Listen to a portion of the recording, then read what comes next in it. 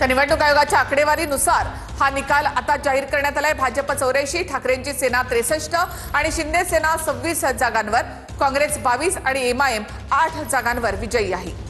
तर सपाचे 2 जागांवर उमेदवार विजयी, मनसे 7 जागांवर उमेदवार विजय, राष्ट्रवादी 2 जागांवर, तर पवारांना 1 जागी विजय मिळालाय। तर महापालिकेमध्ये अखेर भाजप आणि शिवसेना युतीत सत्ता स्थापन करणार। ज्याचे आकडे मोठे त्याचाच महापौर असं गणित असतं।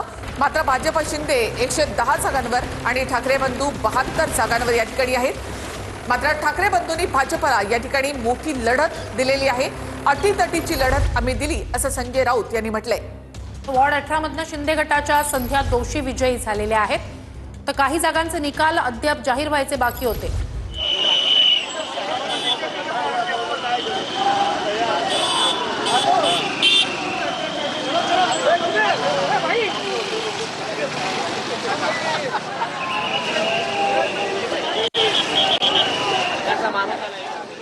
तर यशवंत किल्लेदार हे विजयी झालेले आहेत। मनसेचे उमेदवार यशवंत किल्लेदार विजयी झालेत। राज ठाकरे यांचे खंदे समर्थक मानले जाणारे यशवंत किल्लेदार या ठिकाणी विजयी झालेले आहेत। त्यानंतर उद्धव ठाकरे यांनी सुद्धा यशवंत किल्लेदार यांना फोन केलेला होता, त्यांचं अभिनंदन त्यांनी केलं। त्यावर तुमचा दादरचा गड आम्ही राखला असा यशवंत किल्लेदार यांनी उद्धव ठाकरे यांना म्हटलेलं आहे।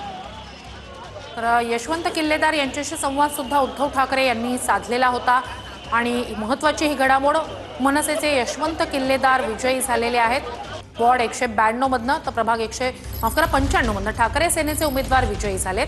ठाकरे सेनेचे हरीश शास्त्री हे 95 प्रभागामधून विजयी झालेले आहेत। ठाकरे बंधूंचा आकडा आणखी 1 ने इथे वाढलेला आहे। ठाकरे बंधू इथे 72 तर भाजप शिंदे यांची युती इथे 110 वर आहे।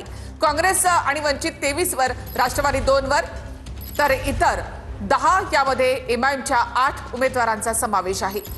निवडणूक आयोगाकडून हे आकडे आता देण्यात आले, त्यामध्ये 217 जागांचे निकाल हाती आले।